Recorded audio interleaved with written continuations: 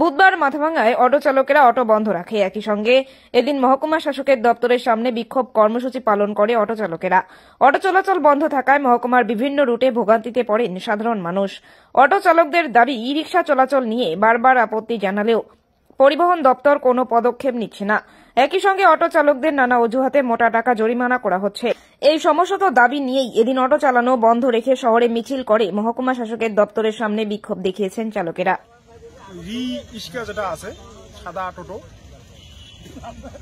এটা মূলত ব্লক ভিত্তিক পারমিট। এর আগে আমরা জানছিলাম, তারপরে আমরা জানলাম যে তাদের পারমিট নাই এবং সেটা তারা state highway, national highway, central highway চলতে পারে না।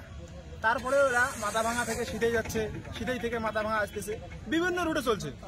তো আমরা আজকে শান্তিপূর্ণভাবে আরটিও ওখানে গিয়ে আমরা আন্দোলন করলাম, বিক্ষোভ কর্মসূচি, এবং আরটিও স্যার বলল যে এদের কোনো পারমিট নাই রুটে চলার মতো। এরা রুটে চলতে গিয়ে আমাদের সঙ্গে বতসা করতেছে এবং মারপিট হচ্ছে, হাতাহাতি হচ্ছে। তো আমরা প্রশাসনের দ্বারস্থ হয়ে প্রশাসনকে বললাম যাতে শান্তিপূর্ণভাবে সবাই গাড়ি চালাতে পারে, আইনের যা সিস্টেম আছে সেই সিস্টেম অনুযায়ী চলুক, আমাদের তাতে কোথাও আপত্তিকর কোনো ব্যাপার নাই।